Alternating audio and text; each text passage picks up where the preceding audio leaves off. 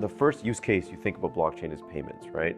So that's the first thing you want to do is show that you can secure a payment mechanism just like Visa, MasterCard, but much more secure without middlemen, take away the fees, offers economies of scale. So the more people use it, the cheaper it gets. The way we view the future of value in the long term, 3 to 5 to 10 years, we view layer 1 blockchains will essentially become like the new republics. These will be the new mechanisms where all the value is going to proliferate to. The future, there'll be the layer 1 blockchain, there will be the mining market, there'll be the dApps, and there'll be tokens. So the lower you get in the stack, the lower risk you have, but the lower rewards.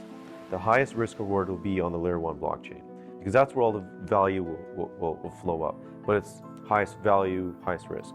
We view layer 1 blockchains, which is Bitcoin, Syscoin, Ethereum, as court systems. They need to be combative to the external forces that we don't control, even in the software world. In the real world, like inflation, hyperinflation, wars, these systems need to be secure from that.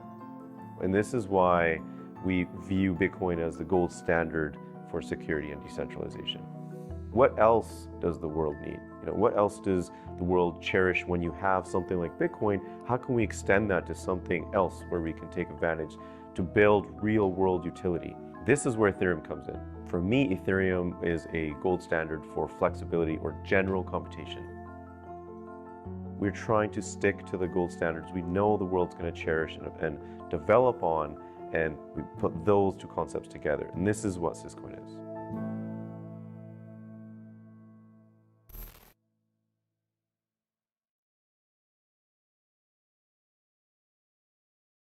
Oh, baby, we are back. What's up, y'all? Feels good to be back since they put me in the gulags. For those of you who are new, I am that Hotep Jesus, that Hotep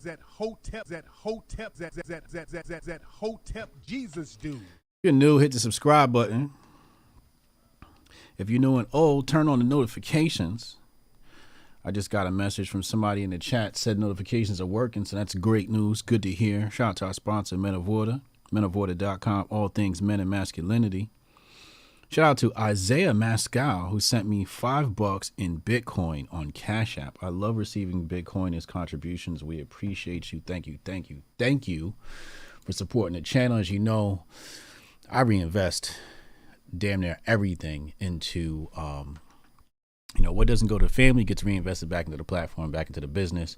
And I have a new product coming out you guys are going to love. So a lot of the money I've acquired over the years is going to be invested into that new product to make life bigger, better, and badder, and to make myself a millionaire so I can have conversations with people like Ye and start changing the world. So I appreciate everybody who supports the channel. Shout out to our sponsor, Syscoin, the best of Bitcoin and Ethereum. Wonderful piece of technology over there. If you're looking to build on the blockchain, go to hotepjesus.com. Hit the Syscoin logo. You'll see that on your screen as you scroll down. Hit the Syscoin logo. Fill out the forms. It'll go to somebody over at Syscoin, and somebody get back to you shortly. And the great news is that Syscoin will support you in the creation of your production because obviously it's in their best interest to do so because you're building on their blockchain technology. So they want to see you win because if you win, they win. So go to hotepjesus.com, hit the Syscoin logo, and fill out the form to see if you can build the next new piece of software that the world needs. Also, hotepjesus.com/sub if you're not on my email list. Please get on my email list because you never know where they might zap me, when they might zap my account. So go to hotepjesus.com/sub to stay in touch with me and to get all the updates for everything Hotep and Hotep Jesus. Without further ado, let's take a look at what's going on in the world today. So we're going to talk about Nancy Pelosi's husband, and we'll talk about Elon, Twitter, and everything happening with that. Okay, so where are we? So first of all, I'm on Rumble. Go to Rumble, subscribe to my channel. I think I'm at 402 subscribers at this point. Want to reach 1,000 over there before I start doing any major streaming and start bringing some uncensored content over there to make sure there's lots of engagement. So subscribe to me on Rumble. I did hear some very disturbing news. I need you guys to confirm with me ASAP. But I heard that Rumble was removing um, pro Putin content on their platform. I need somebody to confirm or deny those allegations because that's a bit concerning if I'm moving over there in hopes of having some free speech, that what I say won't be curtailed. So if somebody can please confirm that for me, that would be amazing. Okay, let's hold on. Let me turn on my green screen light. Okay, good. Let's just make sure we got that on. Keep everything nice and crispy. Okay, so we're gonna talk about Nancy Pelosi's husband. I haven't kept up with it, so I'm learning about this as you are. You probably know more about it than me if you've been online all day. But I think the latest update is Capitol Police say they're investigating the Paul Pelosi attack jointly with the FBI and San Francisco Police. This report here says the United States USCP, United States Capitol Police, is assisting the Federal Bureau of Investigation and the San Francisco Police with the joint investigation into a break-in at the California home of the Speaker of House Representatives. The Speaker was in Washington, D.C. with a protective detail at the time of the overnight break-in. During the California break-in, the Speaker's husband was assaulted, but he's now recovering. The San Francisco Police Department has the suspect in custody. The motivation for the attack is still under investigation. Special agents with the U.S. CP's California field office quickly arrived on scene. Okay, so let's dive into the speculation here. The first speculation I thought was hilarious was everybody is saying this is a Jussie Smollett situation. Me, I'm not one to pass judgment, I'm not a huge speculator. I do speculate, but I'm not a huge speculator. And I'm not really a fan of, making fun of people when, they've had situations like this occur. I'm a heavy believer in karma.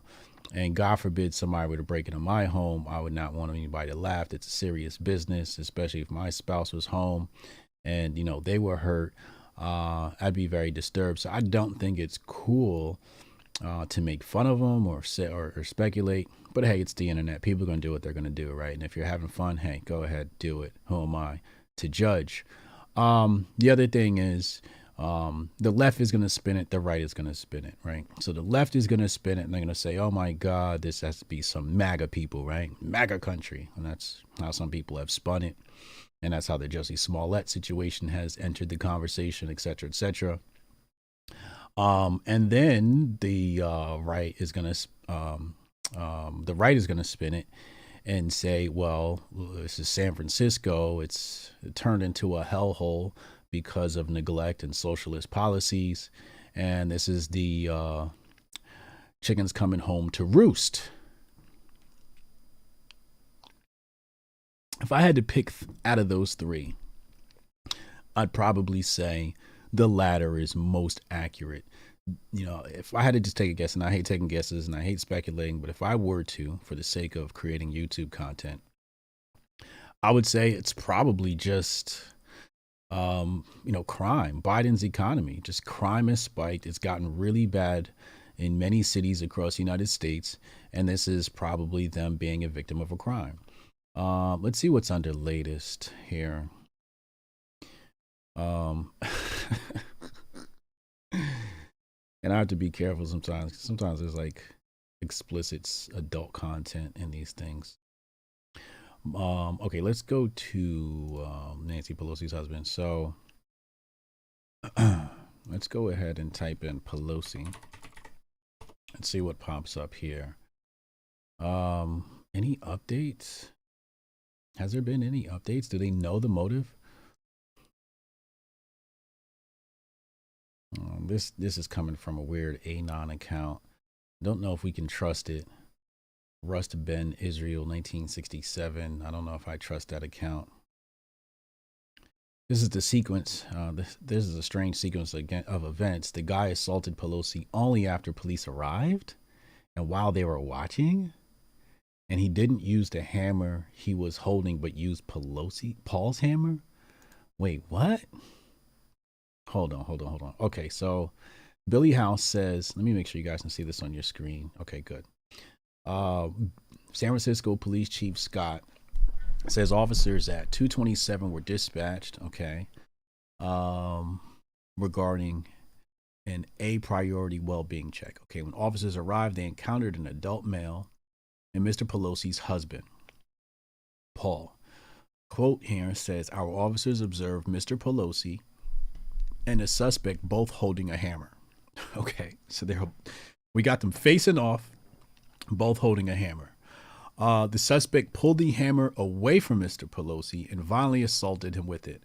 So he snatches his hammer and hits him with his own hammer. Okay. Our officers immediately tackled the suspect, disarmed him, took him into custody, requested emergency backup, and rendered medical aid. Scott said the man will be booked on attempted homicide, assault with a deadly weapon, elder abuse, burglary, and several other additional felonies. Somebody asked a good question here. How did he get in? How did he get past security? Did Paul invite him in? If so, why? Oh my God, this is messy. Sheesh. So this story is obviously still developing.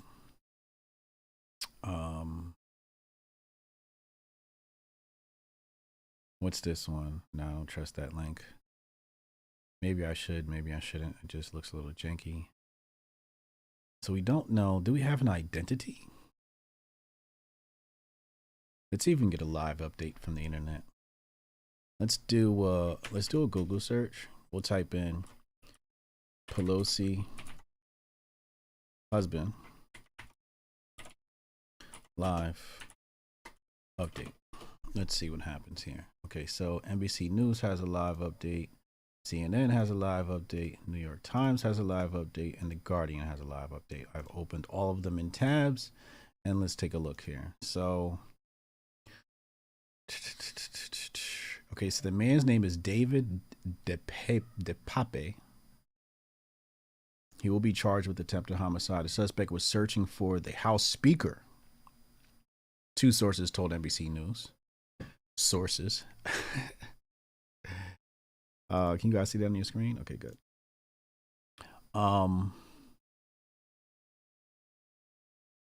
U.S. Capitol Police said the House Speaker was in Washington, D.C. Yeah, we know that. So is that the latest? Yeah, that's 2:38. Okay, let's go to CNN. So increasing threats to U.S. lawmakers have extended to families in recent years. So obviously, like I said, the left is going to spin this as, you know, there were calls to violence. Was attacked with a hammer. Intruder, where is Nancy? So the intruder shouts, where is Nancy? Before the attack, according to a source. Mr. Pelosi is 82, expected to make a full recovery. All right. What does the New York Times have for us? This is at 2:27 a.m. The break-in occurred. It says the intruder was in search of Speaker Pelosi, according to a person briefed on the attack. Where is Nancy? Where is Nancy? A spokesman for the speaker said in the statement that Mr. Pelosi, 82, was taken to the hospital where he is receiving excellent medical care. Ms. Pelosi was in Washington, D.C. with her protective detail at the time of break-in. Officers at the scene saw the men struggling over the hammer. Okay, so they weren't standing off, according to this source. They were struggling over the hammer before the man attacked Mr. Pelosi. They immediately tackled the suspect, disarmed him. When officers arrived, they found the assailant struggling for control of the hammer. The assailant pulled the hammer away from Mr. Pelosi. He's 82. I can't expect him to be too strong. Charged with homicide. Okay, let's check The Guardian. What's The Guardian got to say here? Let's close this. Pelosi attack suspect facing attempted homicide charge. Bill Scott, chief of San Francisco Police, In a brief press conference where he took no questions, Scott recounted. Okay, so the suspect is a 42-year-old male, David DePape. So let's do another search. Hold on, let's do another search. Let's do a search on David DePape, and let's see what pops up. I'm gonna go to Google because Brave search engine is pretty trash, unfortunately. Let's change the time, and let's leave the time for now. So ABC 7 says Nancy Pelosi's husband is going for brain surgery. That was 45 minutes ago. Thank you for the super chats. We're going to get to the super chats later. This also will be a call-in show, so I'll allow you guys to call in and talk to me. We can talk about all of these incidents together and work through this stuff together.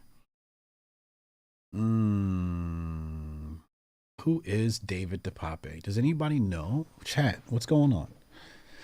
What's up with David DePape? Jeff Moss said, how dare you shit on Brave? I'm sorry, bro. I use Brave. I'm on the Brave browser right now. I use it. However, their search is just absolutely terrible. I believe they're just piggybacking off of Bing, if I'm not mistaken.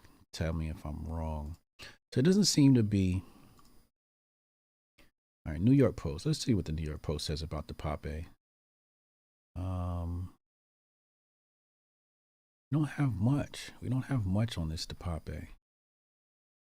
So this is definitely a developing story. So local news station Kron talked to a neighbor who said Pelosi has tons of security when Nancy's in town, but much less when she is away. Interesting. Ooh, this one's a little fishy. Trish said, what up, Trish? He said he's a hippie from a nudist colony in Berkeley.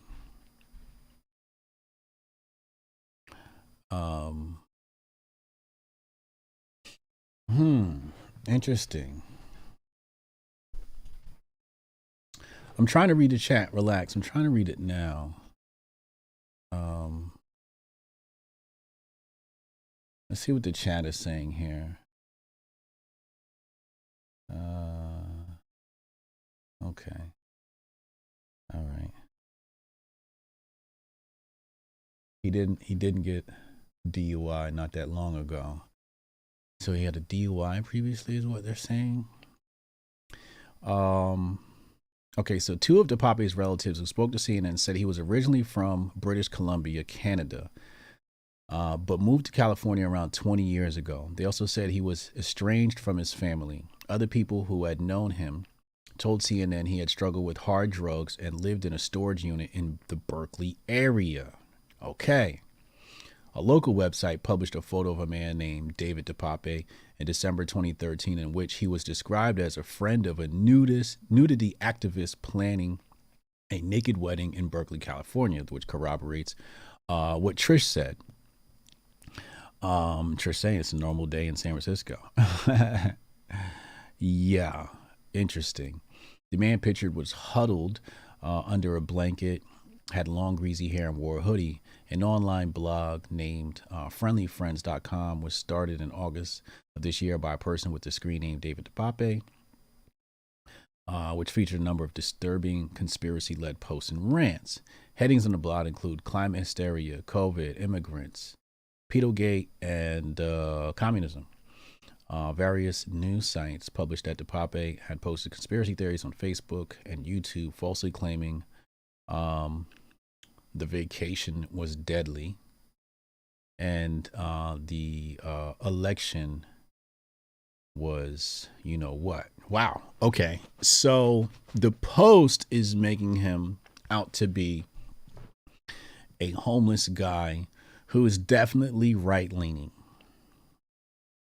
I don't know if we can trust the Post. I don't know if this is accurate information or not. I'm just telling you what's being reported. What else do we have here on David DePape? Let's type in who is David DePape. Okay, here we go. The Sun has an article. Okay. In the hospital. Okay, the Pape. Grew up in Canada. Covered that before leaving 20 years ago.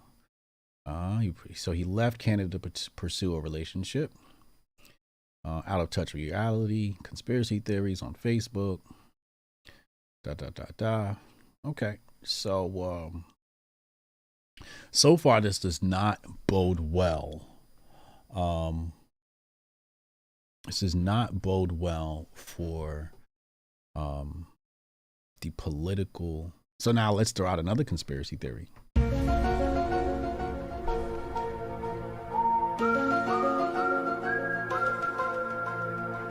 What if he's MK Ultra? What if he's MK Ultra?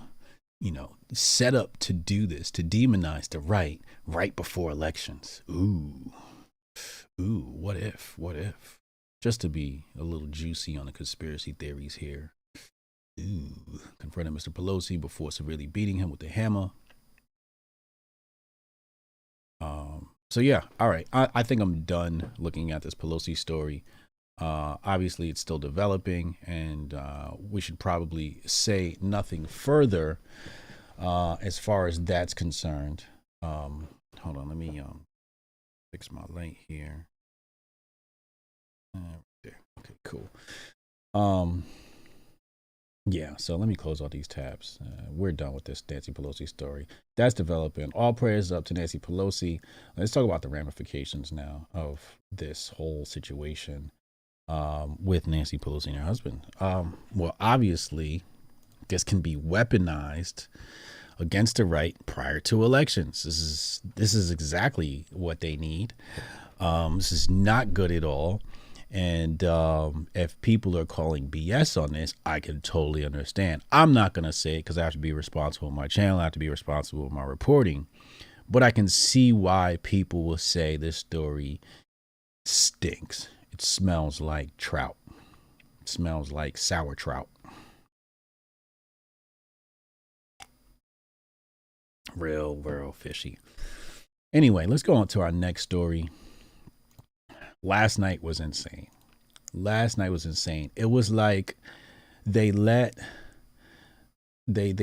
all the patients out of the asylum, and everybody was just wilding and just breaking loose. I being one of them. So let me show you how I was wreaking havoc on it. Now I'm not taking any chances. I'm not taking any chances at all. In fact, I received a message this morning from one of the homies, and Instagram changed their web layout. Finally, this is much better. So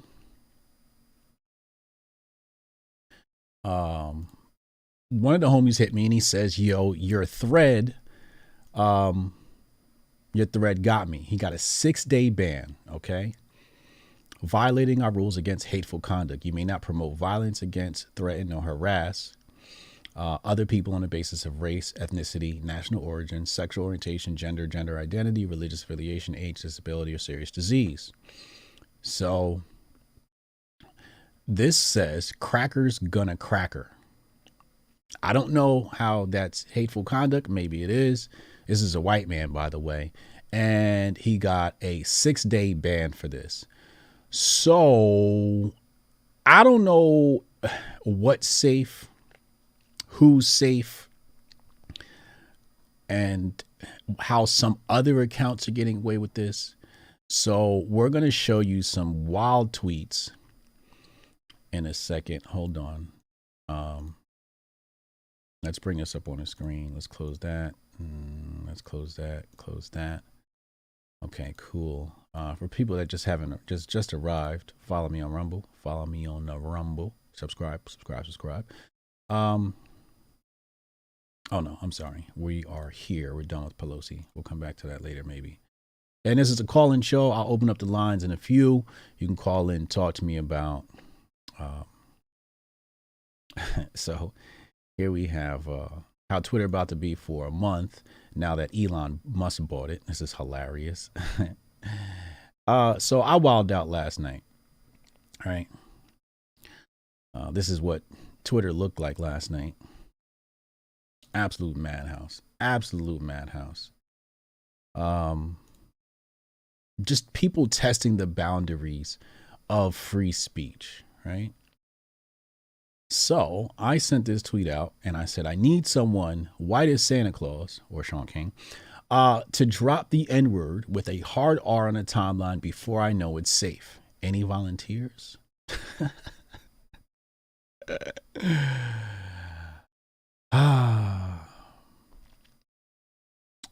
Angela McCardle, wonderful libertarian chairwoman, didn't even type it, and I'm already exhausted from just thinking about it.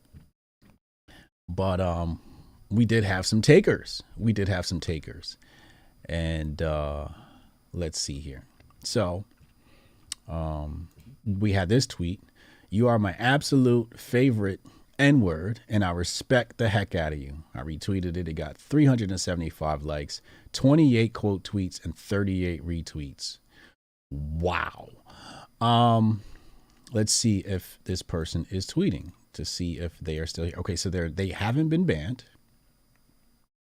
And his last retweet is 8 hours ago, and his last tweet is 9 hours ago.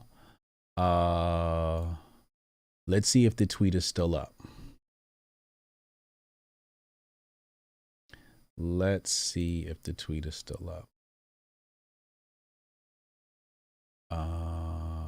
I don't think it's still up. So he may have gotten zapped. This account may have gotten zapped. See, that's why I told cats, before I even wild out, let's make sure it's safe. So then I sent this out and I said, oh, it's starting to smell like freedom in here in response to his tweet. I try to keep up with the chat when I can and stream at the same time. It's very difficult. I'll get the plugin from Uncle Hotep to bring some of your chats and stuff on the screen, and I'll get that all sorted out. And also super chats too should be able to be pictured on the screen. So we'll work on that on the back end after this stream. I have to do that, and I have to get some more sound effects on my soundboard. So yeah, I don't know. So all right. So the Hodge twins, the Hodge twins, you guys know the Hodge twins, very popular influencers in the space of society, culture, and politics, leaning more right. And he said, Jesus, y'all. So the Hodge twins was wilding out last night. And let's see if they're still active. So the Hodge twins are still up. 59 minutes ago was their last retweet. And they were testing the boundaries last night. So here we have, look at these tweets. I can't even say them here. I'll just put them on the screen. Men blank have periods. The Iverson works. He said, we've gained 25,000 followers overnight. Twitter already getting better. Yeah, I did get a huge boost last night. He got a humongous boost, which I must say is mighty suspicious, because maybe I was behind the wall and people are saying, yo, I finally see your account on Twitter. And they said they haven't seen my account in months or years or something like that. But I'm gaining followers, which means I was probably shadow banned or tossed behind the algorithm. So Elon's team must be in there cleaning things up. Okay, let's go back. So the Hodge twins were testing the boundaries of free speech last night. A bunch of people were testing the boundaries of free speech last night. We're going to open up call lines soon. This guy right here, he followed me. I don't know why he followed me. So I followed him back. He's got 332,000 followers. He's definitely a lefty or something like that. But he said there's a massive flood of literally hundreds of people each minute using the N-word and rampant hate speech happening on Twitter right now post Elon purchase. And somebody asked him and said, well, what'd you type into the search bar to get this stuff? He definitely typed in a hard R, N-word. He said a lot of halls of the cost deniers posting racist and hateful content now that Elon Musk bought Twitter. And he shows some examples here of some of that stuff. But you know what, man? Like I said, I'm going to open up call lines, let you guys chime in. But I just want to give you my opinion because, I've been wilding out. And, I said something really controversial. I basically gave out the N-word pass last night, something I never expected I would do. And I'm sure it's something that many black people would condemn me for. However, you have to understand the line of reasoning, the thought behind why I think there should be an N-word pass on Twitter. Now, I'm not saying it's okay to call people the N-word. I'm not saying it's okay to say the N-word. I'm not saying that at all. What I am saying is, if a platform allows the N-word on its platform, we truly have tested the boundaries of free speech. And that means I can say a lot. You see, we have to understand where the boundaries are to know where we are on the inside of the boundaries. What is our territory of free speech? In order to have a territory and understand the territory of, let's say, a landmass country, et cetera, we have to know its boundaries. So we put this N-word, and the N-word is sort of like a good litmus test for a boundary, I guess you can say. And it's like, well, if they can say the N-word, then we have a humongous amount of territory of free speech. And I want a large landmass of free speech. That's basically what I'm saying here. I want the boundaries to be stretched as far as humanly possible so that when it's time for me to express my mind, when it comes to medical information, political information, cultural information, I should be within those boundaries of free speech on the platform. And I want my freedom. I'm not saying it's okay to say the N-word, but what I'm saying is, if they have the freedom to say that, then I know my freedom should be secured. Now, I don't think Elon's going to allow the N-word.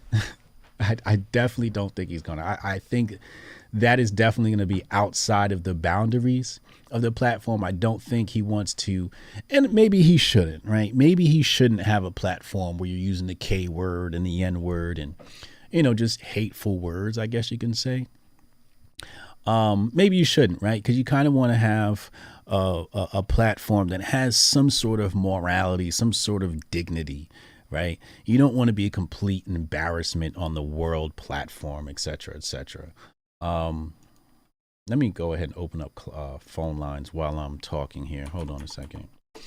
Telephone number for the calling lines is 202-596-5631,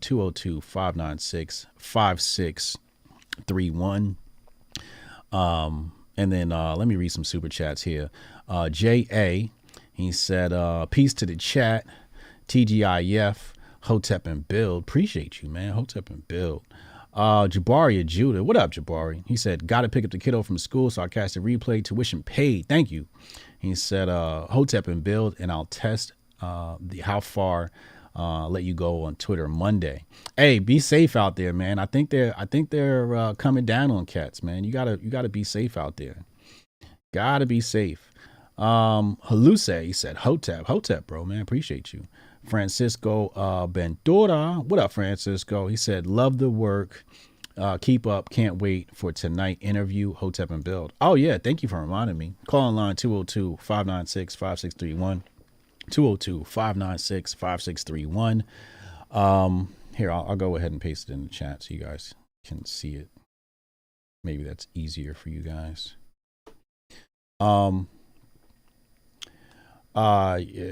Tonight, we are going to be tackling the topic of Black Jews, Black Hebrew Israelites, and why I personally believe it's not as simple as saying that Black people are the Jews, right? I don't think that's plausible. I think it's leaving out a lot of nuance. So I'm bringing in an expert, a historical expert. He's a walking encyclopedia. He's one of my mentors.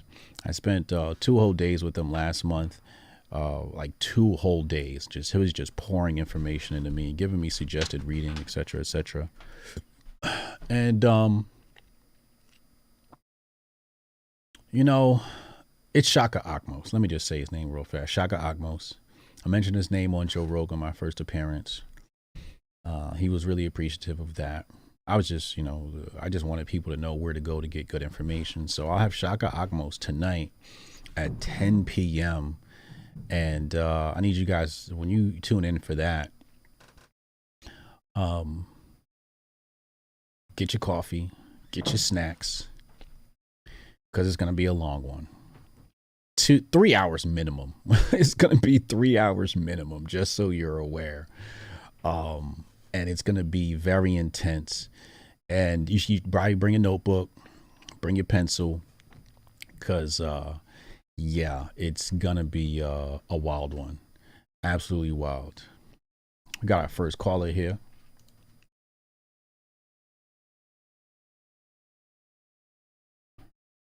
Michael, you on the line with Hotep Jesus. Talk to me, man.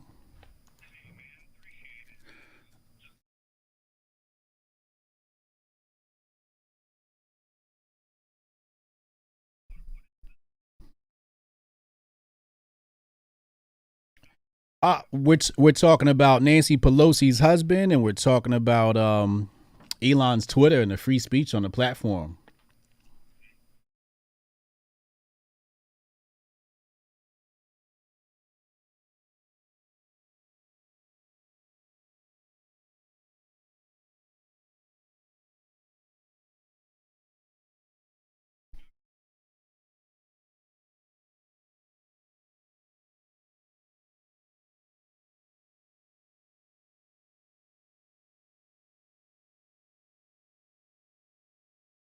He only brings more negative energy. And as far as Elon Musk, I'm glad that he's buying the platform. I'm glad that he's bought it. In all fairness, I did buy some shares in anticipation, try to make a few dollars off of the situation. As far as free speech is concerned, I understand why some people would say that certain words should not be allowed.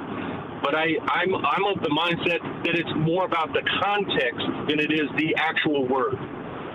Because the context means everything. And if somebody's using the word in hate, then they should be banned. Not banned forever, but maybe banned for a day or whatever, or forced to remove their statement or something like that. But we got to remember, context is everything. And if we don't remember that context is everything, then we've already thrown away all the history that has led us to this point, and we'll never learn anything from it. Do you think that the N-word should be allowed on the platform, hard R, or are you sticking to the context line? Context, man. You can't just be calling people that. That is a disrespectful, absolutely ridiculous way to call people. You can't just do that. But now, if you're contextualizing and using the word in a description of a historical context, so and so said this, so and so said that, or if you're trying to provide a historical understanding of how the word originated, where it came from, how the definition has been changed over the years, I think these things are perfectly fine. We need to understand these things, or we'll never learn anything. How do you think because here's the thing, with social media, a huge headache is moderating the content. How do you think people should moderate this content? Because sometimes the machine learning, the AI, doesn't do a good job of detecting context. For example, you could say something to a friend and it could be interpreted as violence. Sometimes we say things that on paper looks like violence, but really it's just playful language. How do you think they should go about moderating this stuff? I think they shouldn't, because if speech is violence, then everybody should go to jail right now. You can't. The speech is not violence. I know some people believe that it is. You can say things in a hateful manner, but that doesn't mean that the speech itself is violent. People are violent. If you haven't been hurt, if you haven't been physically injured, then sticks and stones. Because if speech is violence, then everybody needs to go to jail right now, because everybody's been scared of somebody at some point in their life. Yeah. What I was thinking about just now while you were talking is, what if Twitter did a better job teaching people how to curate their timeline? Because you can mute certain words. I can type the N-word hard R and just mute the word. It'll never appear up on my timeline. But I know there's many people out there who just aren't privy to that information. Well, I think maybe we need to have a deeper education before we start using these platforms, because all of these platforms come with a contract, and maybe the youth should not be allowed. As a parent, I'm gonna say this like this: as a parent, I've found that I made a huge mistake allowing my children access to the internet and things at such a young age. Now that my children are almost grown, and I've realized now that I wish I would have never let them have access until they were at least 16, 17 years old. Because what's happened is I've essentially robbed them of all the beautiful experiences that I had as a child, playing in the dirt, sword fighting with sticks, looking at bugs and trying to figure out what they are, and searching the world. And I think that part of what we are experiencing as a culture, especially in 2020 and 2021, with these mostly peaceful, fiery, burning protests, are the result of social media itself. Mm-hmm. And that we are creating violent children by allowing them access. And I don't think that they're old enough to understand it. And by the time they are old enough to understand it, it's going to be too late. Yeah. Because the damage will be done. So I think maybe we need to just stop allowing our children to have these platforms or be on these platforms or interact on these platforms until they're at least 16, 17 years old, and they have some basis of moral conduct and understanding of the way the world has been working in America for the last 200 and some years. Oh, man, great words. Hey, man, thanks for calling in. I'm going to let you go, man. Thank you. Man, I appreciate you once again. Keep doing the work. Thank you, sir. Hotep and Bill. A lot of background noise with his audio, but I had a parent coach conference with my soccer team this year, and I have to speak as a dad when I speak to these parents. Call-in line is 202-596-5631. But I have to be, just personally, I feel obligated to try and make the world better when I have the opportunity to. So I told parents, ban your kids from cell phones, from iPads. It's not constructive at all. I think they need supervision when using these things, and I think they need to use these things in a very constructive manner. But he's right. Kids don't go outside anymore. I remember when we were younger, you weren't inside. Summer, you were outside from, probably from 11 a.m. You came back in for lunch, maybe noon to 1, and then you were gone for the rest of the day, and you came back home for supper. But you were out riding the bikes, getting lost, getting dirty, even maybe a little bit of mischief. I remember we used to go through the sewer tunnels and climb underneath the highway and walk around the woods and whatnot, and just, get lost for a little while and try to find your way back, just stuff like that, exploring, getting a little bit of danger and seeing what that's like. And, kids, they're glued to the PlayStation, they're glued to the Xbox, they're glued to their phones. And that stuff is definitely toxic, man. So I definitely feel them on that, man. Pull kids away from this digital stuff. It's for the most part, it's not constructive at all. I'm gonna pop the phone number in the chat. One more time. I got somebody coming to visit me. One of my Twitter followers is actually going to come visit me next week. I'm not going to say who. I want to make it a surprise. But they're going to come visit me. Maybe we'll live stream together or something like that. I don't know how that'll work. But yeah, I think it's going to be really, really cool just to hang out with one of my followers. Yeah, she's just an amazing individual. Going to come hang out with me for the day. Kick it with me. So that's going to be dope. I can't wait.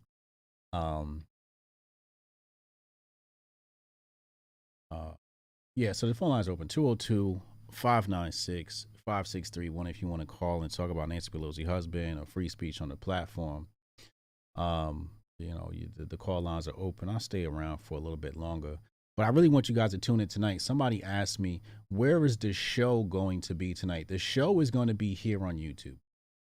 The show is going to be here on YouTube. I don't think I'm going to stream on Rumble until I break 1,000 subscribers over there, and then we'll start bringing uncensored content. So help me reach 1,000 subscribers on Rumble. Currently I'm at 402 and climbing really fast. So, you know, subscribe over there. We're going to bring some very interesting guests to the platform. Let me update you. I'm going to be on with, let's see, who am I going to be on with?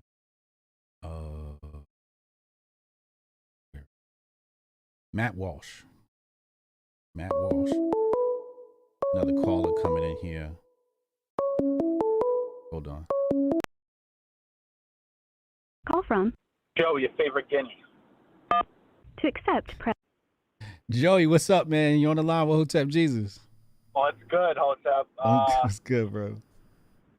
As far as the Nancy Pelosi situation, there's a lot of details in that story. Ain't really adding up. They didn't really give too much details on who that guy was, if he was just some random guy breaking in, if Paul Pelosi even knew him. I think what they're really going to do with that is try to milk it for the midterms, to try to make it seem like a Trump supporter broke into their fucking house and beat this guy with a fucking hammer.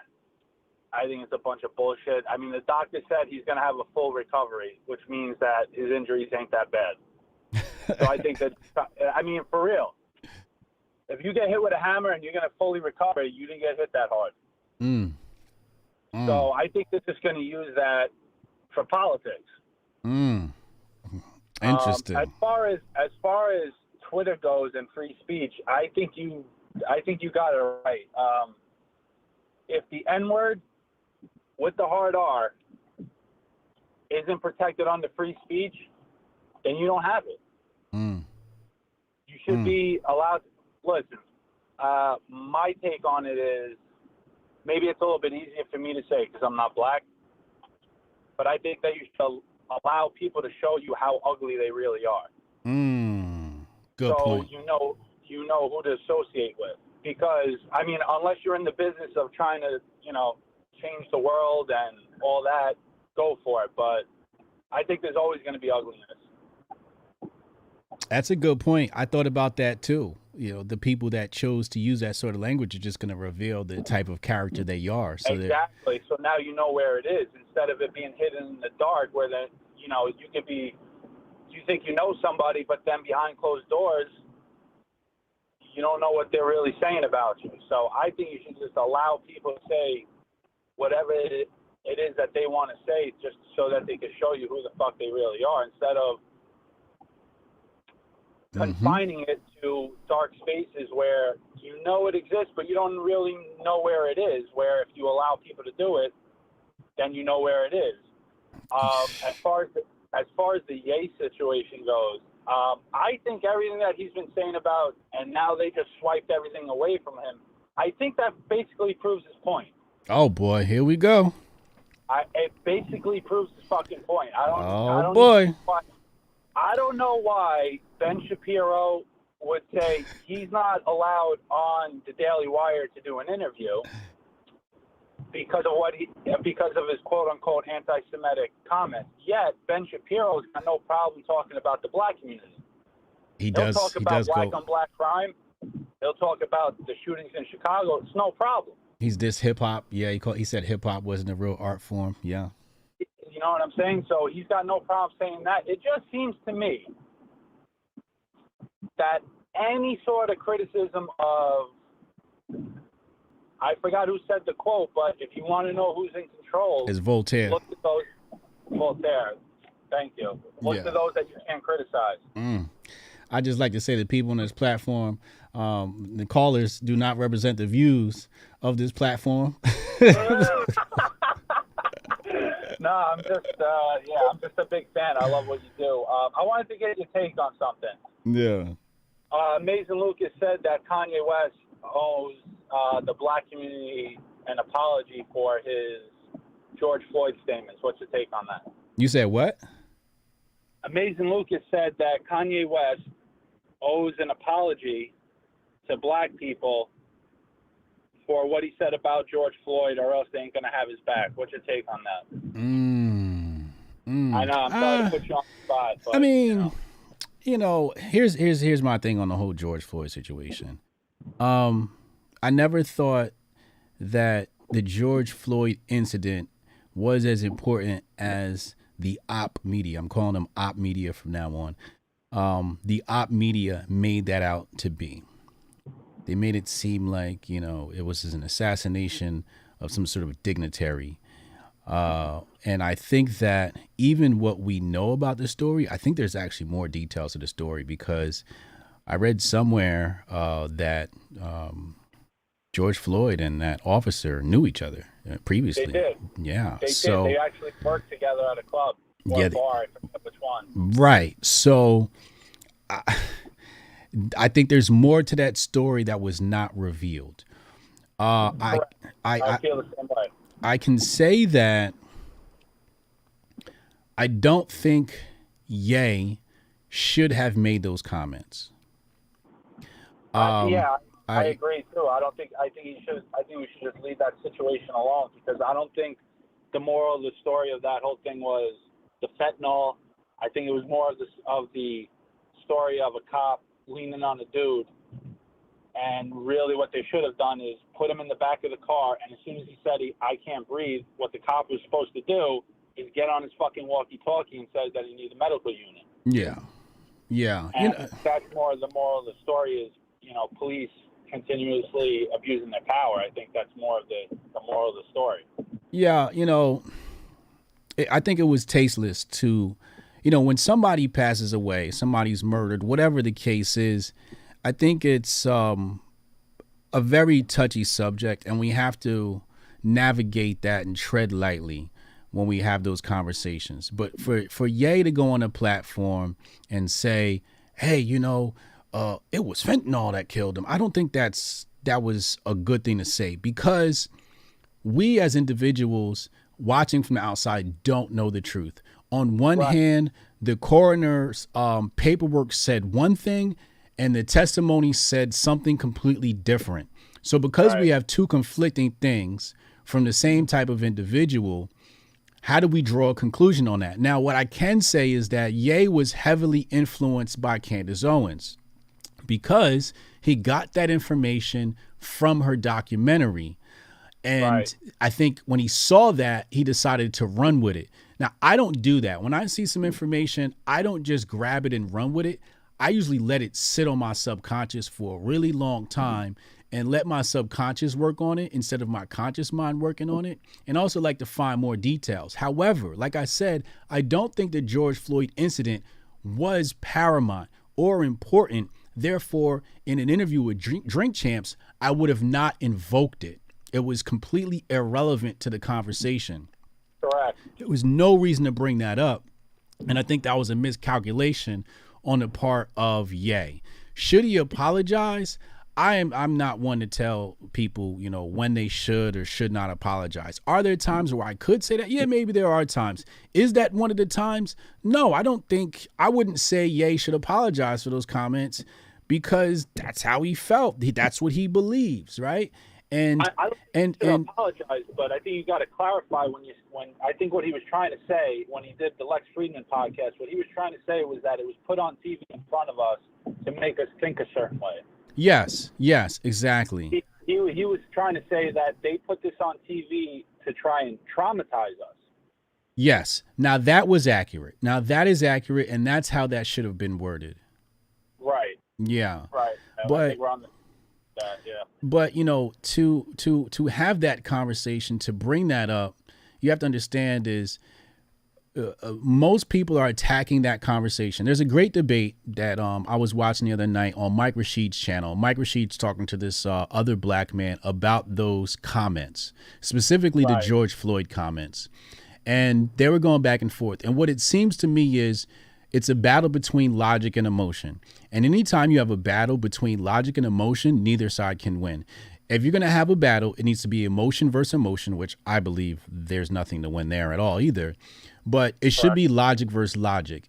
And what this individual was saying was, Mike Rashid questioned him and he said, hey, look, what was wrong with the statements he made about George Floyd? And the guy said it was hurtful and he damaged the culture and he hurt the feelings of the culture. Now, I'm thinking to myself, like, the culture is an inanimate object. The culture doesn't have feelings, right?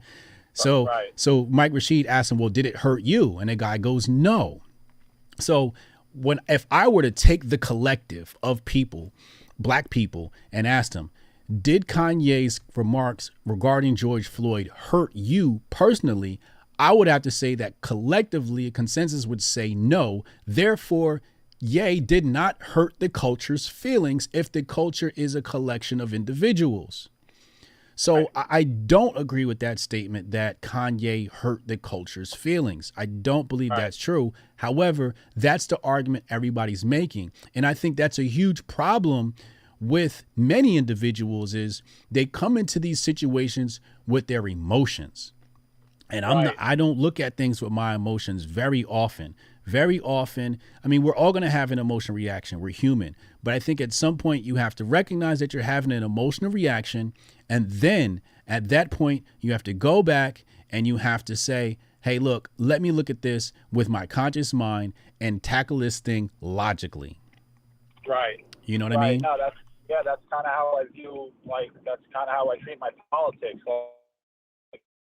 There's no such thing as being unbiased when it comes to politics. I think the only difference, are you aware of your bias? So for me, I'm a registered independent. I lean right because the left is out of their fucking mind, so I lean right. But so when I read a news article, right? Yeah. If I agree with it, I still have to check myself because I know that this is playing into my bias. Right. But I have to check that because I have to make sure I'm not doing what a big portion of this country does, which is I turn on the channel that I like, and the one that I don't like, I don't even bother to listen to. I don't get to hear the other side. So you have to be aware of your own bias. That's very intelligent of you. That's very conscious of you. And I think that's a fault that people on all sides, or all, I should say, coordinates of the political spectrum, that's the take they should have. People treat politics like sports. You know what I'm saying? Like, I'm a Yankees fan. When fucking Chapman got in trouble for beating his wife, I'm like, but he's my close. Did she do something to deserve it? Maybe she fucking mouthed up or something. Whatever. I need the guy on the field. That's me putting information aside through my own bio, like just going, I don't care. I want what I want, and that's what I'm noticing with politics. Mm-hmm. People just want what they fucking want. They're only going to agree with what they agree with. I think it's dangerous. It's very fucking dangerous. Oh, absolutely. Absolutely. Yeah, let me ask you one last question. I don't want to eat up all the time. Do you think the 2024, even the midterms for that, or you think they're going to be quote unquote fortified? So I have a friend who is a political strategist and a political consultant. And what he said to me was, it's sort of like, it is an analogy I'm creating. So according to the FDA, when food is manufactured and packaged, they allow a certain amount of schmeg, outside material to be allowed into it, right? So when I look at our elections, there's a certain amount of shit that's going to take place, and it's been like that forever. There's a certain amount that is even tolerated to a certain point. and this is from both sides. Both sides play dirty. It's not a partisan thing. Can we say that the left plays more dirty? I think there's a potential for that argument. I think they're more. Well, yeah. And I want to keep my channel, so we got to watch our language here. But yeah, I here's what I believe. I believe that because of such a fuss from the last election, I think all eyes are on the Democrats, so they can't get away with much. Right. Crazy. Yeah, I feel like such a jackass. I voted for the first time in my life in 2020, and I felt never robbed. voted. Well, not even because I said to myself, years ago, like, especially I was in high school when the 2000 election came around. I was like, oh man, this is some fucking bullshit. This dude didn't win. So I go out and vote in 2020. I voted for Trump. And you see all the shenanigans go right there. And I'm like, why the fuck? See, I fucking knew it was going to happen. I knew all this shit was going to happen. Like, why the fuck did I spend the time to go out and fucking vote where I was sitting there and my subconscious was telling me, dude, this is professional wrestling. Yeah. This shit ain't fucking real. And long and behold, we don't got to go through what happens. Yeah. Get you in trouble, but yeah. Yeah, I feel you. I feel your pain, man. Hey, man, thanks for calling in. I appreciate you. Great questions. Great conversation. Yeah, I appreciate it, dude. You and Uncle, you guys are doing good work, man. How long have you been following the Hoteps? Probably about 2 years, roughly. Oh, wow. Okay. Damn. Nice. Welcome. Still so much more to build over here, man. Still so much more work to do. I appreciate it, man. Thank you, man. So you've seen the growth, and then we appreciate you, man. We're going to keep getting better over here. All right. Be safe, bro. All right. Hotep and Bill. Great caller. Oh, wow. Jordan McLovin with the big boy super chat. Appreciate you. He says big component is the anonymity that comes with the internet. Theoretically, if every profile is verified, then I'm a free speech absolutionist. Okay. If someone drops N-bombs, let it be known what that person thinks publicly. Anonymity and free speech don't mix. Now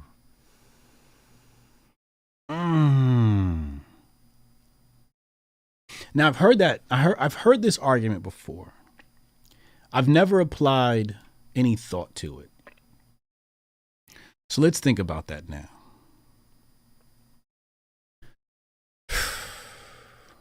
Anonymity and free speech. I don't know. I want to disagree. I'm leaning more towards disagreeing. I want to lead more towards disagreeing because I think that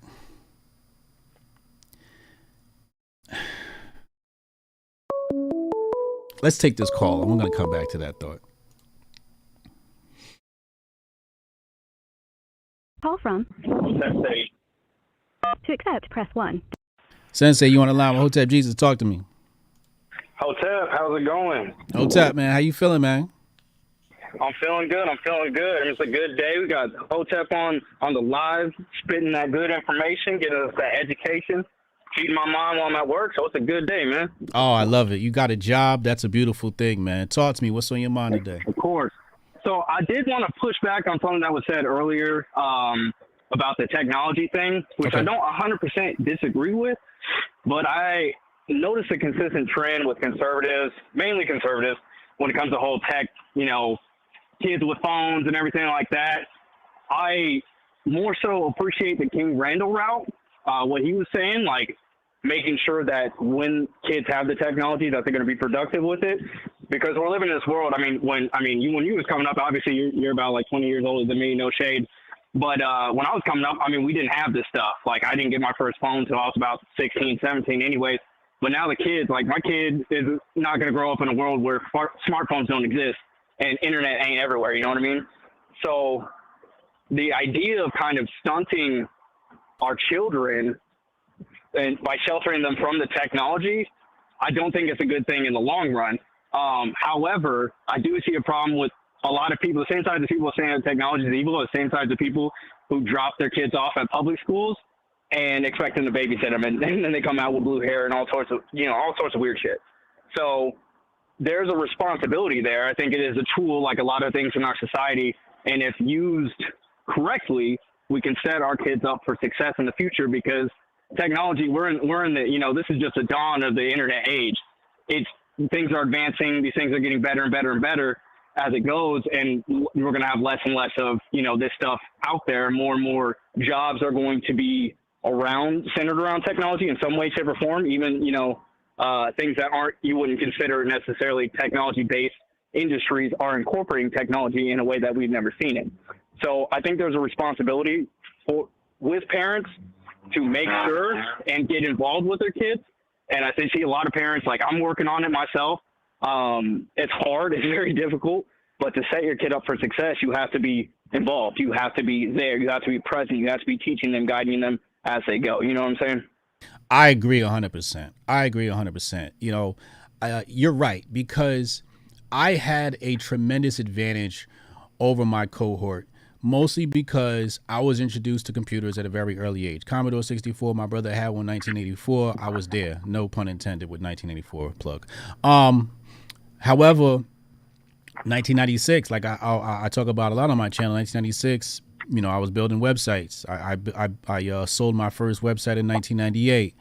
I was building computers, and my exposure to computers has given me a great advantage over a lot of people in this world, because I was introduced to tech really early, and it has contributed to my skill stack, which Scott Adams has commented on. He talked about Hotep Jesus' skill stack and how my skills complement each other. So I'm absolutely 100% on board with that, and I think parents do need to have some guided approach to technology. I can't disagree with you. Exactly. I agree with, and I'm jealous of, because I've heard you talk about that. How your parents opened that door for you and allowed you to, your dad's like basically figure it out. Here's a computer, figure it out. Because I didn't have that exposure, and I have a very strong interest in technology and how it's come along and how it's continued to increase. And I feel that like I'm kind of stunted in that regard, because my parents didn't understand it and didn't really see the future in that, which is not necessarily on them, because that's like saying that the people in hindsight's 2020. So we look at people, crazy innovators like not the Einstein. I'm having a complete brain fart. The people who invented the airplane, everybody was saying they're crazy, and then now we live in a world where like you can't fathom not having airplanes. So like I get that, not being necessarily privy to the advancements into the future, but at the same token, like, you have to prepare your kids for the world, not the world that you grew up in, but the world that is present today. You know what I mean? Yeah, we also don't want to hide things from kids either. My dad, he never hid alcohol from me, which is why I never had a serious alcohol problem. When I was in high school, everybody was out drinking, and they were like, "Hey, you want to drink?" I'm like, "No." My dad would literally, if I was 16, he would hand me a beer if I wanted one, and I just didn't like the taste of beer, But, when you hide things from kids, they sort of go towards it. So I totally agree with that, man. Sometimes you got to expose them to some of the dark shit in this planet just to protect them. It's almost like a vaccine, right? You got to introduce the pathogen to them so they can build a resistance to it. I totally agree, man. Exactly. How long you been following the Hotep Nation movement? What was that? How long have you been following the Hoteps? I was saying, could you just ask the last call? I was saying it's probably been, I would say within 3-4 years, give or take. Dope. So I've been, I heard, you and all spitting the truth, and it was kind of confirming things that I'd always like known of, but it was the first time I kind of heard people espousing it in that way. You know what I mean? Because I came from, my parents were kind of on the more conservative end of things, but they didn't really educate us on politics. It's not something we really talked about coming up. But I found it on my own, and then I kind of got into the whole political thing when I was on my second deployment, when we were, when the whole Trump-Hillary election was going down and everything like that. And I kind of got into it from the troll aspect because I love seeing, you know, like, oh, conservative owns this, whatever. And I thought it was hilarious. But then it left this like hunger. I was like, it was like, you know, it's like when you eat junk food versus when you eat like a solid meal. It gives you that. It's like, oh, there's something more here. I want to hear the full context. I want to hear the full conversation. You know, just see a clip of Ben Shapiro owning some freaking, you know, retarded liberal on a college campus. I was like, what was the full debate? What was the full speech? What was the context of this being said? And then that's kind of how I went down that rabbit hole. And then ultimately it led me to the Hoteps who were, you know, actually giving me the full meal versus like the conservatives who, you know, they have their points and I agree with them on some things. And I think they're kind of stuck in their ways on other things. But like Hotep's a real deal. Y'all showed me, you know, like I said, confirmed the things I know, taught me a lot of new stuff. And I've been here ever since. And, you know, Hotep or die, in my opinion. Yeah, nah, that's dope. I appreciate that, man. What were you gonna say before I asked you that question?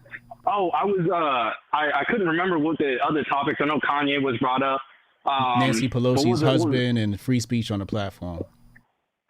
So with the whole free speech thing on the platforms, I agree with your, you know, the way you look at it. Like, technically free speech doesn't exist because there's always a consequence for the things that you say. And the First Amendment protects you from the government, their involvement in controlling your speech. It doesn't protect you from businesses. That's what it says.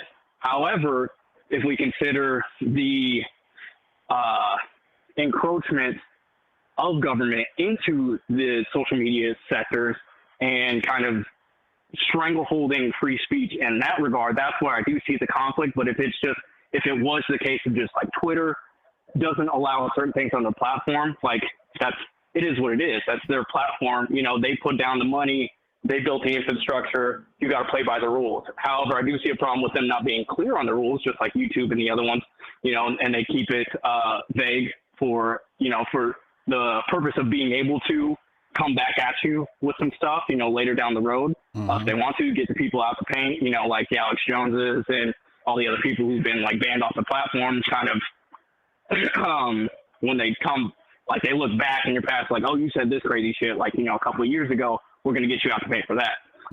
So I do see that as a problem, but like, I agree with your, you know, what you say, like free speech technically doesn't exist because you can say something even in the confines of a private conversation, but if those get leaked out and your boss finds out about it, you know, you're a liability for the company. Yes. So, you know, your words have consequences regardless.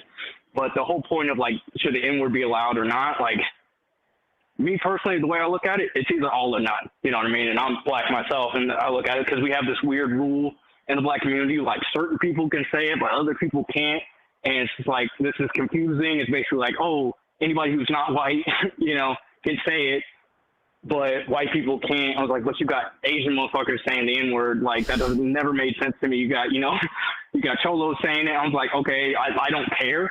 But I was like, why do we have this weird double standard when it comes to who's allowed to say this and who isn't? It just never made sense to me in that context. But as far as social media is concerned, like I said, that's a liability for them.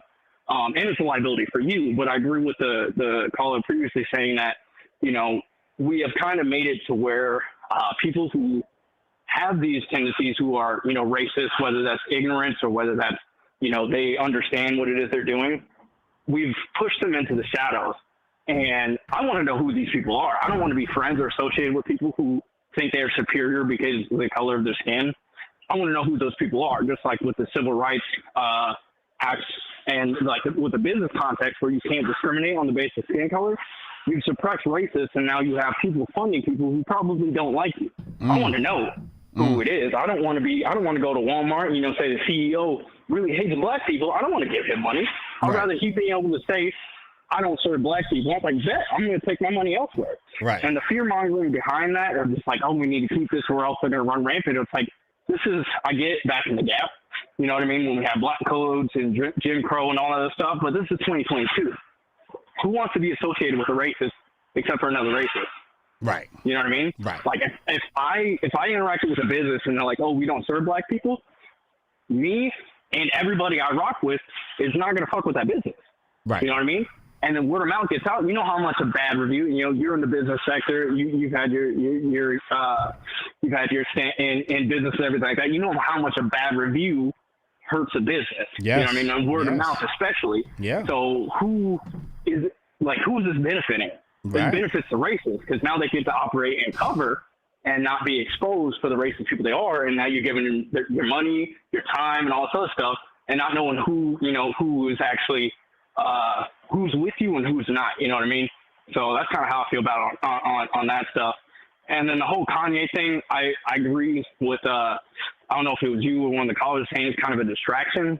I think it is, you know what I mean? Because, like, why are we so wrapped up in what celebrities are doing and saying? I made a video on my little small podcast I've been working on talking about that, like this celebrity worship. I've noticed this since a young age. Like, how do you have time to be worried about what Kanye's saying, what the Kardashians are doing, what, Bezos is doing, all this other stuff, and a lot of these aspects, they don't really affect your life, Now, what a Bezos and a Zuckerberg and, the former Jack Dorsey when he was involved with Twitter, I can understand kind of keeping tabs on them. Mm-hmm. But as far as, like, outside of that, like, what are we doing here? You're just wasting your time because those people's lives don't affect you in any way, shape, or form. I want to touch on something you said in regards to the racism comment. When you talking about racism, I truly believe that capitalism fixes racism, right? I truly believe capitalism. Let the market decide, how somebody is treated. Hey, man, thank you for calling in. I appreciate you. Great feedback, man. Absolutely. Thank you for the time, Hotep. Hotep and Bill. Hotep and Bill. I got something to show y'all. Watch this. So Bella here was testing the limits, and says the N-word tweet stayed up, by the way. This is the one that got suspended. I am 100% for free speech, even though I thought it comes with horrible risks. Like someone of the caliber of Snowden having to go through the charade of permitting this patsy the opportunity to act like he can speak on courage. Malcolm Nance, they called him an overplayed mule. This is what he said. Shut your state whore trap. This is what the person said. Now, I think it's different when you're directly adding someone and using that type of language. I think that's not going to be tolerated. That's sort of harassment, right? So I think, again, we should have some integrity and not speak to people like that, and be careful. This other one here, remember we talk about Rumble? So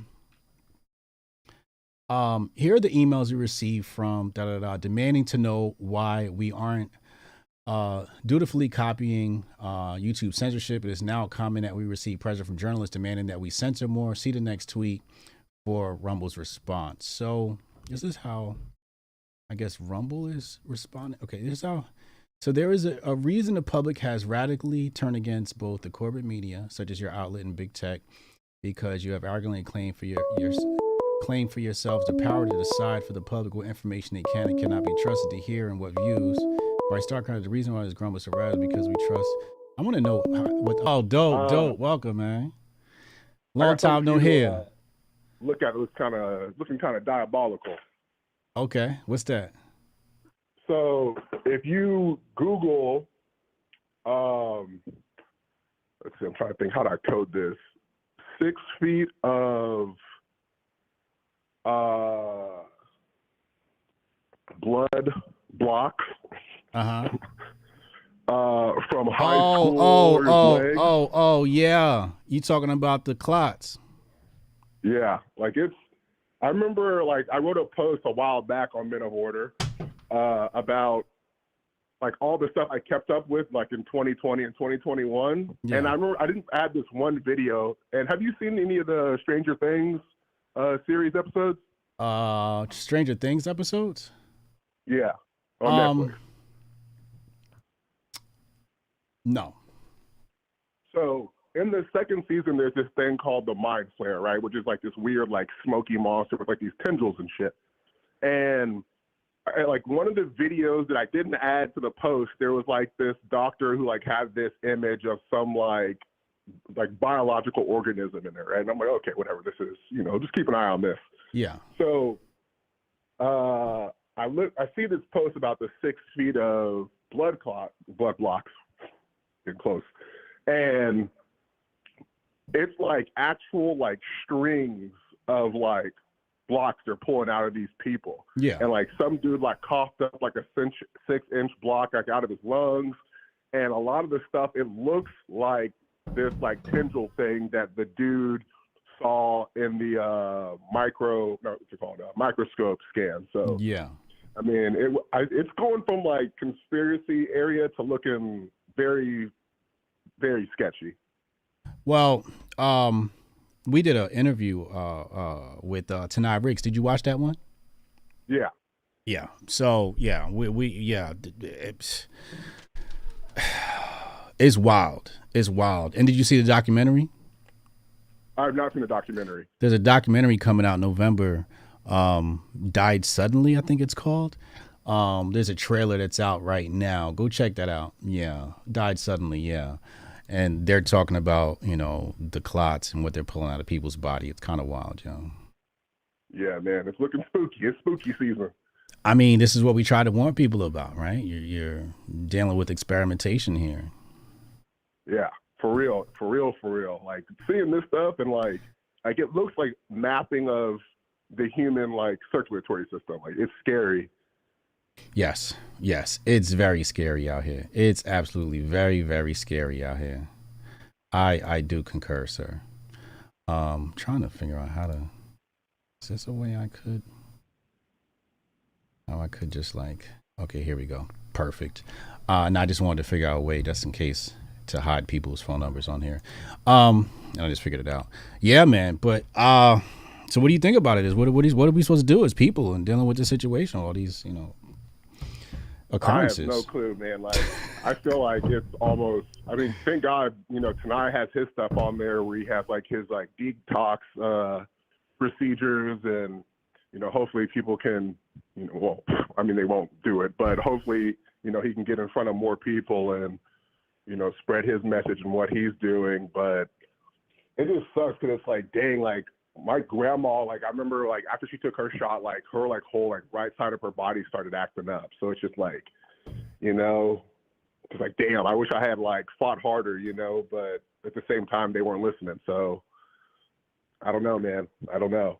Yeah, it's tough, man. I got family members who went and did it too, and they had complications following the procedure as well, man. And it's kind of hard to deal with, especially when, you know, you warned them and they were like, oh, you're crazy. You're not going to get it. You're supposed to get it. And it's just like, you don't want to do the whole like, I told you so, because you're dealing with their health. And you don't want to lose a family member. But at the same time, you just like, you feel helpless, you know, which is a hard place to be. Yeah, great word choice. Yeah. Perfect word. Yeah, man. Hey, I appreciate you for calling in, man. Yeah, for sure, man. Just want to call and give you your propers. It's spooky out here. Stay safe, man. Yo, Hotep and Bill, man. For sure. Oh, man. Yeah, it's very, very, very spooky out here. I'm gonna have to edit this video. That one caller, I'm definitely going to edit a piece of his segment out. You can go in on YouTube and you can go in and like trim the video. So that's what I'm going to do. Yesterday I had a caller come in talking about the protocol. So I'll be going in and editing that one too. Just to be, you know, a little bit more safe here and respectful of different people. But let's go back to that topic about anonymity and free speech. I think that people deserve the right to say what they want anonymously. I mean, that's what our entire voting system is based around, anonymity. You can't look up, you know, who somebody voted for. Cannon, the number is going to be in the chat. I'll send it to you right now. 202 Cannon Hotep's about to call in. 202-596-5631. And I want to spend some time and think about that and give and maybe I'll do a stream about it and give a thoughtful response. But right now I'm leaning towards no, let's not dox people based upon what they say. I don't know why yet. I want to think about it because I have never actually sat down and given it some thought. But yeah, I'm gonna lead towards nah. That's not it. That's not it. Rumble Putin ban. I'm trying to figure out if Rumble's banning people based upon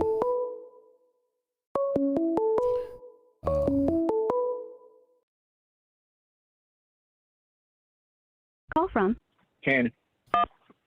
to accept. Cannon, what's up, bro? What's up, bro? What's up, man? How you? Real quick, I know you. I don't want to get you off topic or nothing, but yo, Dad, I think Dad hit the nail on the head, right? So, what if that shit a parasite? Hold on.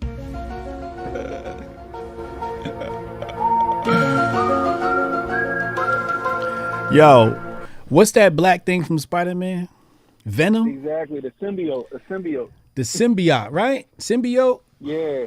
Yo, ain't that what it looked like when they pull it out of people's body? That's what it. Yeah, like when he was talking about it, I was like, and I called. I was like, and I saw some footage and some videos, and I'm like, at first I thought it was like what the fuck? He pulling worms out of people? Yeah. And then I'm like, yo, what if that's just a parasite? And it's just slowly just a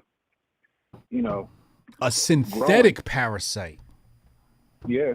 A synthetic parasite, not even something that's alive, more like mimicking life, right? Yeah, it's yeah, exactly. Symbiote. It's replicating by itself like a bacteria or something.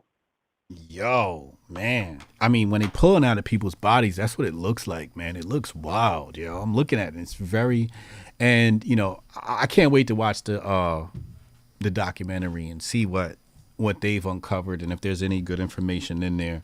And then we'll probably, after the documentary drops, I'm going to do a stream with Dr. Tanai Ricks. We're going to do that one on Rumble so we can talk uncensored. Subscribe to my Rumble channel, Hotep Jesus on Rumble. And we're going to have a very frank conversation. I want to sit down and talk about that, man. Real quick before you go, and I know you probably got more to say, but what's up, man? You trying to double grift on election night? We might as well just make it a bonanza. I'm down. I thought about taking off that whole goddamn day. Oh, you going for the super grift? I might go for the super grift that day. I'm trying to figure, but I'm definitely down. Yeah, I'm definitely down to grift on that. Oh, you trying to do a marathon? We might as well do a marathon, and I could just probably book a whole bunch of guests through the whole day, man. Yeah, I'm down. That's what I'm planning on taking off, and then just going the entire day. All right, let's do that. I'll pull in some guests and we'll split the profits. You know what I'm saying? And then maybe we'll make it a marathon. I know Unk's probably got to work, or maybe he'll be off, and we'll get Unk involved, you involved, and then we'll just make it a whole marathon. Shit, I'm down for that. Yeah. Anything else on your mind in the meantime? No, I mean, last night was great. Like we had, I'm telling you guys, there's so much love over on Rumble right now. I think after we jumped from YouTube to Rumble, we started talking spicy. I think we had 70 people in the chat over there just hanging out, On Rumble? Considering. What were you you were double streaming? I was going simultaneously, and then once we started talking spicy, I cut the YouTube feed. And so we went straight interesting. Rumble. Yeah, so I'll put the Rumble link in the chat and in the description. Mm-hmm. And then we got Spice. I was like, hit that link. We about to cut this YouTube feed. We're gonna go over here. And people was with us. And then at first it looked like we thought we got too spicy because everything started glitching out. Like it said that the streaming ended, my channel was gone. We was like, oh shit, what happened? And they kind of find out it's just that Rumble, they getting so much traffic right now because everybody trying to make that move that they got to work on their back end. They got to work on their server. Oh, Hotep's crashed Rumble? Man, there was so many people streaming. I even think Ricado was streaming. I think he get 20,000 people on his stream, something crazy. Damn. But I think Rumble they didn't expect this type of traffic to hit like this, and now they gotta update their shit. You know what happened was YouTube hit the bans all at the same time. Like I know Chrissy Mayer went down this week. They said 40. It was 40 and counting. Damn. And that was last week. Yeah, we got hit. That's probably millions of subscribers right there combined. Yeah, so exactly. So people start making that push. Yeah. So a move. So now, you know, Rumble will have to get their servers together. They have to get that back end together to handle this traffic they about to get. Mm-hmm. Cause we went super hard over there last night. Damn, no, that's a good idea. I never thought about that, man. Simulcast and then cut the stream for the uncensored talk. Yeah, I might have to get on that griff. I'll send you. I think I sent you the plugin. I'm not sure. If not, I'll resend you the. Yeah, I got it in the text message chat. Yup. Yeah. Yeah, I'm gonna have to get that. But it definitely worked. And I'm like, I told like I got my gaming PC can handle the brunt. So right. I would stream, like I usually stream YouTube, Twitch, and Rumble at the same time. Right. Yeah. So yeah. Okay. But, yeah, I'm gonna Rumble have to do look that. like where it's gonna be. Okay. So, well, but that's it. I'm about to start fixing some of these trailers. I'm gonna jump off and just listen to. All right, man. Hotep and Build. I'll talk to you soon. All right, Hotep and Build. It's Canon Hotep, y'all. Go subscribe to Canon Hotep's channel. This is the Hotep Network. We're everywhere. It's Canon Hotep. Shout out to V. She super J said, look up Davis Hydra Vulgaris. I did. This looks kind of wild. I'll bring it up on the screen real fast. What is this? The immortal Hydra, eternal life. For humans is a fantasy pulled from science fiction. But for the Hydra Vulgaris, a small freshwater invertebrate. Wow. I'll have to leave that for you guys to just take a look at and do your homework on. That's kind of wild, kind of creepy. So we were talking about tech earlier, so I wanted to show you guys something. Hotep Nation is a 501c3 nonprofit organization supporting the homeschooling community, and we have our first partner, which is Home Hacker Camp. And, you know, children can hop into this program via STEM, learn some STEM skills here. And you see some of the kids here who have participated in the camp. And we do have permission to share this stuff, to share this content. We've raised $12,000 to date. Whoops. That's our form. If you guys need financial assistance for a homeschooling program or want to become a homeschooling partner, or a homeschooling program and it needs financial assistance, you can apply here and you can become a partner. So the form is right there on the page. But yeah, you know, we do believe in making sure that the kids are getting the STEM skills. So we are partnering with Home Hacker Camp, and so far 11 children have been sponsored to learn about robotics and programming with the help of our donors. So that's what we're doing here as a nonprofit organization. So we got a lot of moving parts over here, trying to do our best to make America great again. Like how I threw that in there. 419 subscribers on Rumble. 419. We're now at 419. This is the race to 1,000. I'll give you my update tonight. We're going to be talking about Black Jews and why we think that's not an accurate thing to say that Black people were the original Jews. We're going to talk about that. Which expert on the topic, Walking Encyclopedia, Shaka Akmos. It's going to be a very long stream, probably 3 hours, starting at 10 p.m. Eastern time. On my calendar right now, we have next week, Tuesday, I'll be on with Legal Mindset on his channel at 11 a.m. 10 p.m. that same night. This is Tuesday, November the 1st. I'll be on. Josh Denny will be here on my channel.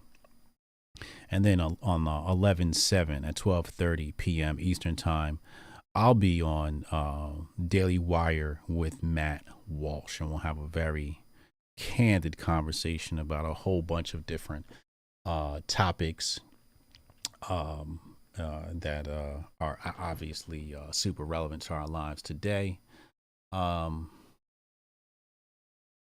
Wait, hold on. Okay.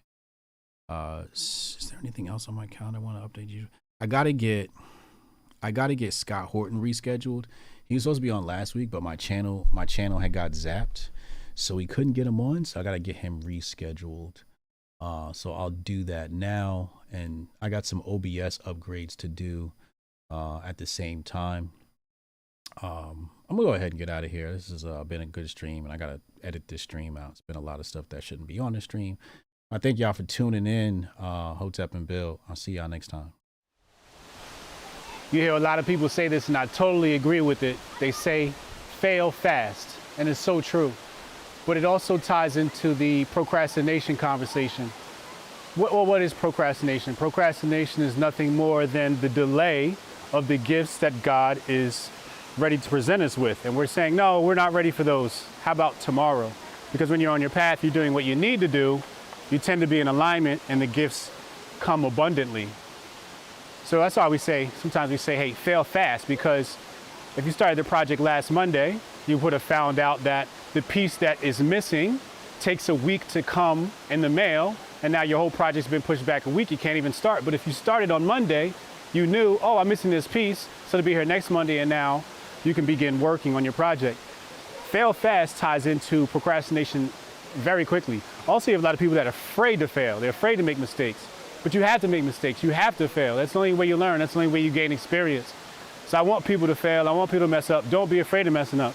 A lot of people want perfection straight out the gate. You know, you start a podcast or a show, and the first one, they want it to be perfect straight out the gate. That's not possible. Just go. Done is better than perfect. Fail fast.